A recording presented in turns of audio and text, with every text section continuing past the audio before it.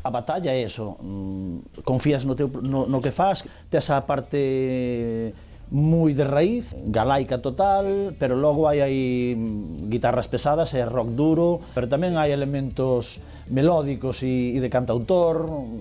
Sí. Es como un caldeiro cheo de cousas.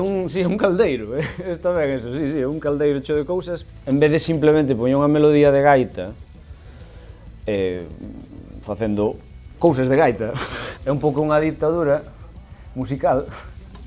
Podes chamarlle folk rock, podes chamarlle Celtic metal, non é free jazz, non? Vais a publicar o 23 de marzo, esperamos que isto en un tempo este proxecto sea parte do que é o panorama rock folk galego.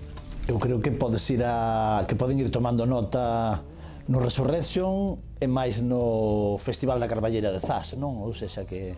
Bueno, pero perdona, Non che perdono. Entón, bueno, faz ben, porque eso de perdona, nin tanto perdona, non perdono. Que a xente entenda que isto non é a música por un lado e o texto por outro.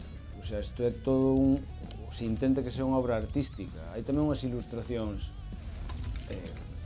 e o resto terán que ler a xente.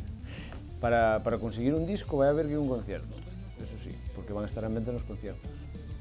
Vas poder ir ao Corte Inglés a comprarlo. Tes que ir ao concierto. Temos que ir a verte? Sí. Es un cabrón, tío. Sí, claro. Non me jodas, claro, estamos falando de que consumo fácil non é. Fai 2000 anos, quen levaba pantalóns? Nadie. Eso é medio verdad, medio mentira tamén. www.sonsofexos.com. Ahora sí. Ledio.